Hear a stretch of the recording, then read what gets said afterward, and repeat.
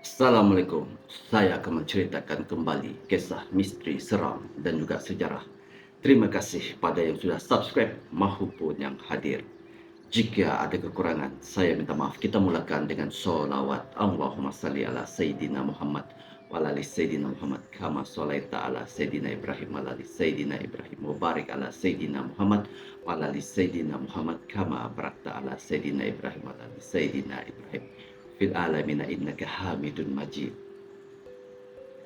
Mistik di sebalik besi kuning, raja segala besi yang kononnya datang dari alam gaib dan membuat pemiliknya jadi kebal. Di kalangan penggemar barangan mistik, pasti biasa mendengar tentang besi kuning yang digelar sebagai raja segala besi. Mengikut kepercayaan setempat, besi kuning dikatakan memiliki kuasa mistik tersendiri. Kononnya, besi ini mampu melindungi pemilik dan mempunyai kuasa mistik yang boleh dijadikan alat pelindung. Bahkan untuk ilmu kebal, sejauh manakah kebenarannya? Menurut Muhammad Nasir, salah seorang pengumpul barangan antik yang pernah ditemu bual dahulu, dalam kepercayaan masyarakat Melayu, besi kuning adalah sejenis logam yang sangat istimewa dan sukar untuk ditemui. Kononnya besi ini bukan berasal dari alam semesta kita, sebaliknya diperoleh dari alam gaib. Kerana sukar untuk mendapatkan logam ini, satu upacara khas mestilah dilakukan terlebih dahulu. Antara ritual yang selalu dilakukan adalah seperti membaca ayat-ayat tertentu dan berpuasa. Difahamkan, seseorang itu mestilah dalam keadaan bersih dari aspek rohani dan jasmani sewaktu upacara ini dilakukan. Pun begitu, tidak semua orang yang melakukan berjaya memiliki logam ini.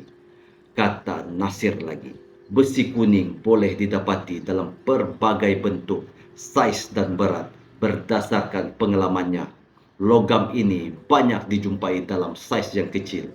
Logam ini boleh didapati dalam berbagai bentuk seperti tirus, bulat ataupun segi empat.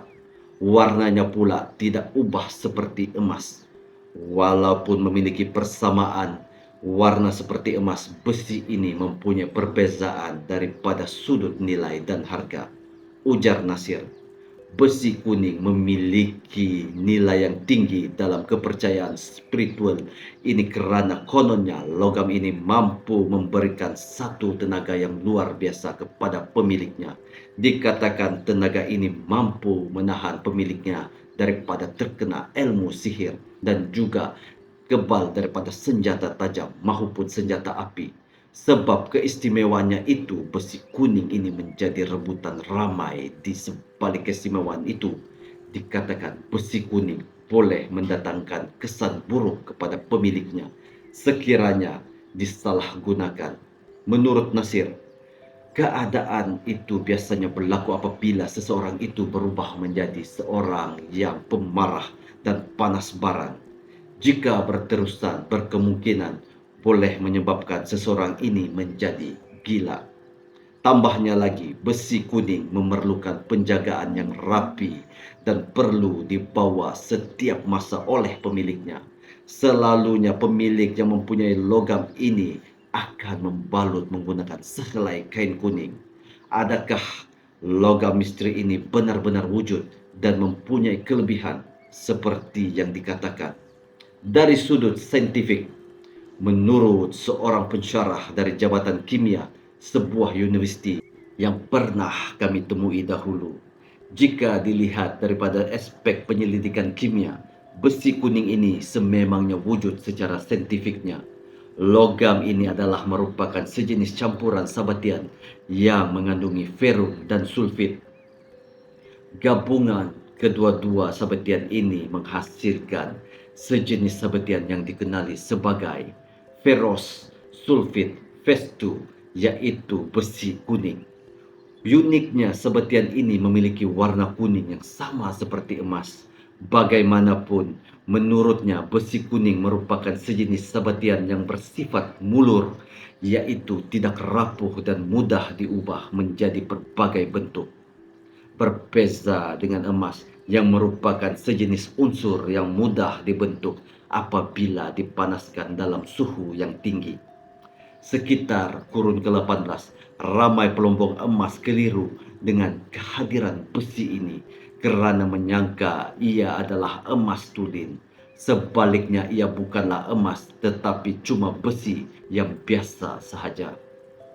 Jika dilihat dari aspek penggunaan, logam ini tidak banyak diaplikasikan untuk tujuan yang penting. Juga belum ada penyelidikan khusus dilakukan ke atas besi kuning ini.